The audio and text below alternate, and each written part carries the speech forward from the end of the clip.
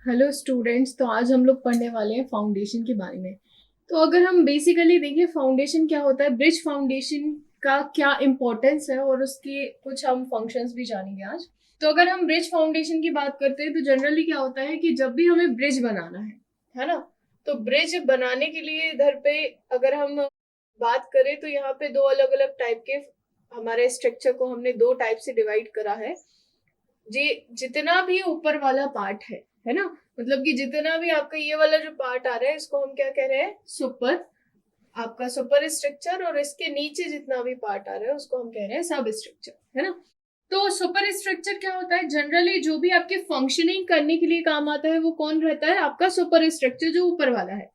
और आपका सब स्ट्रक्चर क्या करता है, ये जो सुपर स्ट्रक्चर है इसके लोड को बेयर करने के लिए आपका जो रिस्पॉन्सिबल रहता है वो कौन रहता है, आपका सब स्ट्रक्चर रहता है। ठीक है, अब ये तो हमने समझ लिया सुपर स्ट्रक्चर का और सब स्ट्रक्चर फंक्शनिंग। अब हम देखते हैं कि ये जो नीचे वाला पार्ट है, ये जो पार्ट दिख रहा है इसी को हम कह रहे हैं फाउंडेशन।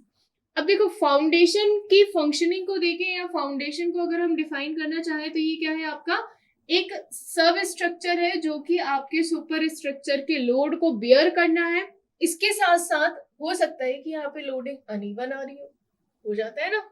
अगर आपका ब्रिज है तो ऐसा जरूरी तो नहीं है कि पूरे में से टू व्हीलर निकल रहा होगा, कहीं से टू व्हीलर आ रहा होगा, है ना। कहीं पे आपको देखने को मिल रहा होगा फोर व्हीलर निकल रहा है, फिर कहीं से टू व्हीलर निकल रहा है। मतलब कि अगर आप लोडिंग की बात करो तो टू व्हीलर का लोड कम है in comparison of four wheeler. और फोर व्हीलर में भी हो सकता है कि यहाँ पे कार निकल रहा हो सकता है कि यहाँ पे ट्रक निकल रहा हो। मतलब कि आपकी लोडिंग बिल्कुल अनइवन है।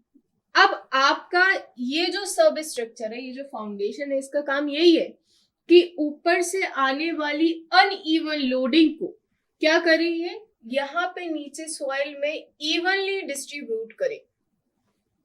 ऐसा क्यों?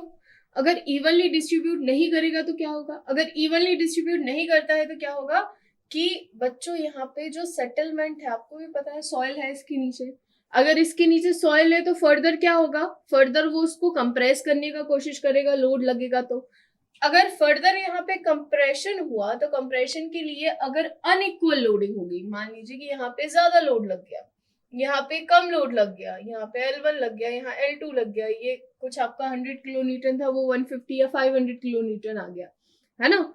तो अगर ऐसा कुछ होता है तो फिर यहाँ पे क्या होगा कि आपको देखने को मिलेगा कि ये जो नीचे वाला सॉइल है जहाँ पे लोडिंग ज्यादा है, वहां पे आपका सॉइल ज्यादा नीचे की तरफ कॉम्पैक्ट हो जाएगा और जहां पे लोडिंग कम है वहां पे कॉम्पैक्शन नहीं देखने को मिलेगा। अच्छा, सेकंड चीज हमें देखना है कि यहाँ पे जो सॉइल है इसकी कुछ एसबीसी होती है ना। जब भी हम फाउंडेशन बनाते हैं तो फाउंडेशन के अभी हम अलग अलग टाइप भी पढ़ेंगे। तो अगर यहाँ पे हमारा सबसे पहले हम चेक करेंगे कि एसबीसी कितना है, इसके बाद हम यहाँ पे चेक करेंगे आपका स्कॉर डेप्थ। अब ये स्कार डेप्थ क्या होता है, स्कार डेप्थ ये जो आपका यहाँ से लेकर के और ये जो आपका रिवर बह रहा है यहाँ तक का जो इफेक्टिव डेप्थ है उसको हम स्कार डेप्थ कहते हैं। अब ये भी हमें चेक करना पड़ेगा, कहीं ऐसा तो नहीं कि नीचे की सॉइल एरोड हो तो टाइम के साथ साथ वो फ्लोट हो रही है। तो अगर ये स्कार डेप्थ अच्छी नहीं है तो हमें यहाँ पे क्या करना पड़ेगा, फाउंडेशन कौन सा देना पड़ेगा, आपका डीप फाउंडेशन देना पड़ेगा। अगर स्कार डेप्थ अच्छी है, यहाँ इरोजन नहीं हो रहा है, तो आप यहाँ पे कौन सा फाउंडेशन दोगे, शैलो फाउंडेशन दोगे, है ना। तो बेसिकली फाउंडेशन क्या कर रहा है, फाउंडेशन पूरे के पूरे स्ट्रक्चर का जितना भी लोड आ रहा है वो अपने आप में बेयर करेगा। इसके बाद इवनली वो क्या करेगा, इस लोड को डिस्ट्रीब्यूट करेगा और इसका काम ये भी रहेगा कि ये इस लोड को अपने आसपास के एरिया में ज्यादा से ज्यादा एरिया में स्प्रेड कर सके। क्योंकि अभी हमने देखा था कि अगर स्प्रेडिंग एक ही जगह हो रही है तो क्या हो जाएगा, लोडिंग बहुत ज्यादा, आपका डिसमेंटल होने के चांसेस बहुत ज्यादा हो जाएंगे। तो प्राइमरीली जब हम ब्रिज को बनाते हैं तो जनरली जब आप ब्रिज को बनाते हैं तो उसमें जब हम अगर ब्रिज की फाउंडेशन बना रहे तो इसमें कुछ सेटलमेंट हम पहले से लेके चलेंगे, क्योंकि यहाँ पे सॉइल है, ऑब्वियस सी बात है कि यहाँ पे सॉइल है, अगर लोडिंग आएगी तो कुछ ना कुछ फर्दर सेटलमेंट होने के चांसेस है, यहाँ पे है। तो जब भी हम यहाँ पे फाउंडेशन की बात करते हैं तो हम मान करके चलते हैं 20 to 25 mm तक का सेटलमेंट हो सकता है अगर आपने यहाँ पे कंस्ट्रक्शन करा है, कंस्ट्रक्टेड साइट है। फर्दर हम एसबीसी के ऊपर भी डिपेंड करेगा, है ना। बनाने के पहले प्रॉपरली कॉम्पैक्शन किया जाता है। अभी हम आगे देखेंगे कैसे फाउंडेशन बनाया जाता है, नदी में किस तरीके से हमें फाउंडेशन को बनाना है, वो सारी चीजें हम आगे देखेंगे। तो यहाँ पे ये सारी चीजें हमें कंसिडर करके चलनी है फाउंडेशन के लिए। फर्दर अगर हम साइट की बात करें तो साइट पे हमें, जब भी हम साइट पे कोई भी काम कर रहे हैं, तो यहाँ पे मान के चलिए अगर आपकी रॉकी सॉइल है, अगर हम रॉकी सॉइल की बात करें तो रॉकी सॉइल में जनरली आपकी एसबीसी बहुत अच्छी आती है। आपकी एसबीसी कुछ 19 किलो न्यूटन पर मीटर क्यूब के समथिंग आएगा, है ना, अगर रॉकी सॉइल है। अगर सैंडी सॉइल है तो ये क्या होता जाएगा, रिड्यूस होता जाएगा, रिड्यूस होते होते ये आपका 12 किलो न्यूटन तक भी चला जाता है अगर सैंडी सॉइल है तो, है ना। अगर यहाँ पे सैंड है या सिल्ट, अगर आपका सिल्ट आ जाएगा तो और रिड्यूस होता जाएगा, रिड्यूस होता जाएगा।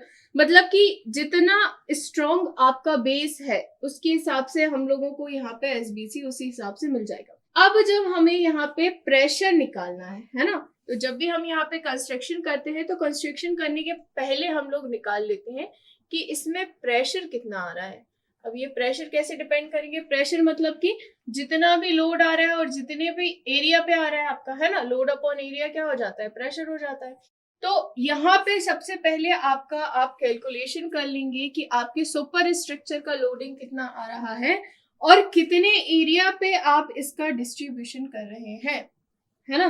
तो ये दोनों चीजें आपकी इसके ऊपर डिपेंड करती है। तो जनरली जब भी हम आपका फाउंडेशन बनाते हैं तो फाउंडेशन की डेप्थ या पाइल की डेप्थ जब हम यहाँ पे निकालते हैं तो पाइल की डेप्थ के लिए सबसे पहले हम प्रेशर निकाल लेते हैं। अगर प्रेशर काफी हाई है आपका, अगर स्ट्रक्चर की आप जो भी बना रहे हैं, अगर ये स्टील स्ट्रक्चर है या हैवी स्ट्रक्चर है, तो यहाँ पे क्या करना होगा, जैसे जैसे आपका लोडिंग बढ़ता जाएगा या प्रेशर बढ़ता जाएगा वैसे वैसे इसका डेप्थ भी बढ़ता जाएगा।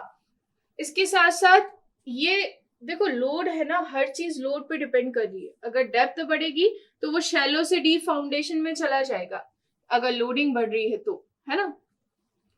इसके साथ साथ बेस भी होगा। अब जब हम फाउंडेशन की डिजाइन की बात करते हैं तो फाउंडेशन की डिजाइन करते टाइम कुछ अलाउएबल लिमिट्स को लेके हमें चलना है। तो जब भी हम डिजाइनिंग करेंगे तो डिजाइन कौन सा, एज पर आईएस कोड के हिसाब से ही करना है हमें डिजाइनिंग, है ना। तो एज पर आईएस कोड के हिसाब से जब आप डिजाइनिंग करोगे तो डिजाइन करते टाइम हम तरजागी थ्योरी, एक आपका फाउंडेशन की डिजाइनिंग के लिए जो थ्योरी हम लोग अडॉप्ट करते हैं वो करते हैं तरजागी थ्योरी। तो तरजागी थ्योरी के अकॉर्डिंग हम लोग यहाँ पे इसका ब्रेथ निकालते हैं, इसका डेप्थ निकालते हैं और इसका जो भी आपका प्रेशर आ रहा होगा या लोडिंग आ रही होगी उसको हम यहाँ पे कंसिडर करके चलते हैं। अब देखो अगर हम लोड के हिसाब से इसी में बाइफर्गेशन करें या कुछ फंक्शनिंग की बात करें, और देखो इसमें दो चीजें कवर कर रहे हैं हम, यहाँ पे मैं फंक्शन की भी बात करूंगी और रिक्वायरमेंट ऑफ फाउंडेशन की भी बात करूंगी, दोनों हम साथ में ही बात करेंगे। तो अगर हम यहाँ पे फंक्शनिंग की बात करें तो सबसे पहला फंक्शन क्या है हमारे फाउंडेशन का, हमने देखा कि सबसे पहला फंक्शन है कि लोड को इक्वली ट्रांसफर करना है। तो जब भी हम कोई भी हमारा फाउंडेशन, हमारा बेस्ट फाउंडेशन अगर हम देखना चाहते हैं तो वो क्या करे, आपके लोड को इक्वली ट्रांसफर करे और इसके साथ साथ आपके अनइवन लोडिंग को भी क्या करे, इक्वली सॉइल में ट्रांसफर करे, ठीक है। सेकेंडली अगर हम बात करें यहाँ पे तो सेकेंड आपका रहेगा कि आपका जो भी फाउंडेशन है ये एक स्टेबिलिटी प्रोवाइड करे, है ना। सेकेंड पॉइंट क्या हो जाएगा आपके स्टेबिलिटी के अकॉर्डिंग, तो आपकी स्टेबिलिटी प्रोवाइड करे, मतलब कि आप जो भी स्ट्रक्चर बना रहे हैं तो ये एंश्योर करें कि आपका स्ट्रक्चर सेटल, मतलब कि ना ही अपनी पोजीशन से हिलना डुलना नहीं चाहिए, है ना। तो stability against your lateral loading, अब ये स्टेबिलिटी किसके अगेंस्ट रहेगा, लेटरल लोडिंग के अगेंस्ट, है ना। अब लेटरल लोडिंग कौन कौन सी होती है, अगर लेटरल लोडिंग की बात करें तो देखो अभी यहाँ पे ये जो सुपर स्ट्रक्चर का जितना भी लोड आ रहा है इसको हम कहेंगे कि ये सारा के सारा एक्सियल लोड है, क्योंकि कहाँ लग रहा है, बिल्कुल डाउनवर्ड लग रहा है। अब हमें क्या चाहिए, लेटरल लोडिंग, मतलब कि जैसे कि आपका हो गया अर्थक्वेक, है ना। अर्थक्वेक आपका सीधा सीधा लगता है क्या, अर्थक्वेक कैसा चलता है, या तो साइनसोइडल वेव में चलेगा या कोसाइनो वेव में चलेगा। तो अर्थक्वेक कैसे है आपका, लेटरल लोडिंग है। इसके साथ साथ वो सारे लोड जो आपके पायर्स पे लगे या फिर डायरेक्टली इधर पे लगे उनको हम कहते हैं लेटरल लोड्स। तो अर्थक्वेक हो गया, आपका विंड लोड भी आता है ना। अगर आप कोई हायर टेरेन पे बना रहे हैं, माउंटेनियस रीजन में अगर आप बना रहे हैं, तो वहां पे ऑब्वियस सी बात है कि वहां पे विंड्स बहुत हाई होंगी, है ना। हो सकता है वहां टाइफून आ रहे हों, तो ये दोनों चांसेस है, तो विंड लोडिंग हो जाएगा। इसके साथ साथ हाइड्रोलिक लोड, हाइड्रोलिक लोड जब भी लगाओगे तो हाइड्रोलिक लोडिंग कैसी आनी चाहिए, ट्रायंगुलर फॉर्म में आती है। मतलब नीचे आपका ज्यादा लोड लगेगा, जैसे जैसे ऊपर जाते जाओगे वैसे वैसे आपकी लोडिंग क्या होती जाएगी, कम होती जाएगी। तो हाइड्रोलिक लोडिंग भी आएगी, ये भी काय में आ जाएगा, लेटरल लोड। अब इन सब के अगेंस्ट क्या हो, आपका स्टेबिलिटी प्रोवाइड करे ऐसा फाउंडेशन होना चाहिए, मतलब कि आपका ब्रिज ऐसे ऐसे झूले ना, है ना। तो स्टेबिलिटी हमें प्रोवाइड करना चाहिए। अब थर्ड और कैसा फाउंडेशन होना चाहिए, अगर हम फंक्शनिंग की बात करें, तो ये जो भी आपका सरफेस है, जो आपका नीचे वाला सरफेस है, ये इसको क्या करे, हार्ड रखे, है ना। एक हार्ड सरफेस प्रोवाइड करे। हार्ड सरफेस इसलिए प्रोवाइड करे कि अगर लोडिंग लग रही है तो लोडिंग में, देखो यहाँ नीचे सॉइल है बच्चे, अगर नीचे सॉइल है तो नीचे सॉइल है, उसके ऊपर पानी है ना, क्योंकि हम नदी की बात करें, अगर नदी की बात करें तो नीचे सॉइल है, उस सॉइल के ऊपर पानी है।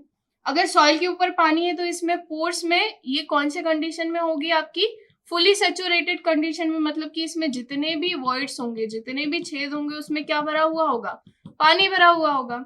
अब अगर आप यहाँ पे लोडिंग लगाओगे, वैसे तो फर्दर हम कॉम्पैक्शन करते हैं, मगर पानी में इतना ज्यादा कॉम्पैक्शन पॉसिबल नहीं होता है ना। तो अगर यहाँ पे हार्ड स्ट्रेटा देने का मतलब ये है कि अगर यहाँ पे अंदर मॉइस्चर है, तो ऐसी कंडीशन भी आती है, ये मॉइस्चर अगर बाहर निकलता है तो क्या होगा, यहाँ पे आपके वॉइड्स पूरे फिल हो जाएंगे। अगर वॉइड्स फिल हो जाएंगे तो ये सॉइल क्या हो जाएगी, कॉम्पैक्ट हो जाएगी। अगर सॉइल कॉम्पैक्ट हो गई तो ये फर्दर नीचे क्या हो जाएगा, सेटलमेंट हो जाएगा। तो हमें क्या देना है, यहाँ पे एक हार्ड सरफेस देना है। वो कैसे पॉसिबल होगा, अगर हम यहाँ पे जब भी हम कॉन्क्रीटिंग करते हैं, तो कॉन्क्रीटिंग करते टाइम हम लोग नीचे का जितना भी, जब तक आपका हार्ड स्ट्रेटा नहीं मिलता तब तक एक्सकेवेशन करा जाता है, और उसके बाद अंदर तक यहाँ पे पोरिंग करा जाता है आपकी कंक्रीटिंग की, जिसमें क्या हो सके, आपको हार्ड स्ट्रेटा मिल सके। इसलिए पाइल फाउंडेशन करते हैं, है ना, अगर यहाँ पे स्ट्रॉन्ग नहीं है तो, ठीक है। तो अब अगर यहाँ पे गर्मियों में कई बार ऐसा हो जाता है कि आप नदी के आसपास की फाउंडेशन देखते हैं कि बाहर आ गई है, तो अगर गर्मियों के टाइम अगर आपकी सॉइल कॉम्पैक्ट होती है या एक्सपांड होती है, तो फर्दर इसको बचाने के लिए, क्योंकि यहाँ पे क्रैक आ सकते हैं, आपने भी देखा होगा आपके घरों में, जब हम कहते हैं बैठक ले लिया हमारे घर ने, इसलिए सब जगह इक्वल आपका क्रैक दिखाई दे रहे हैं, है ना, आपकी दीवार पे। क्यों ऐसा हो रहा है, क्योंकि आपका फर्दर सेटलमेंट हो गया नीचे। तो अगर फर्दर सेटलमेंट हो गया तो इसलिए यहाँ से यहाँ तक पूरे आपको क्रैक्स दिखाई दे रहे हैं। अगर ऐसा ही यहाँ पे हुआ, आपका ब्रिज में फर्दर सेटलमेंट हुआ, तो उसमें चांसेस बहुत ज्यादा बढ़ जाते हैं कि उसके सुपर स्ट्रक्चर में क्रैक्स आ जाए। तो इसलिए हमें हार्ड स्ट्रेटा की जरूरत पड़ेगी।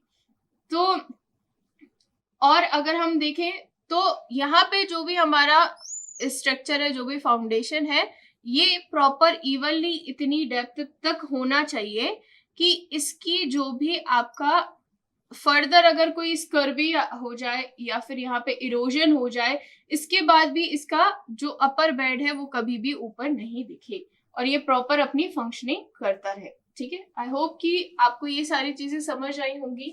Thank you for watching.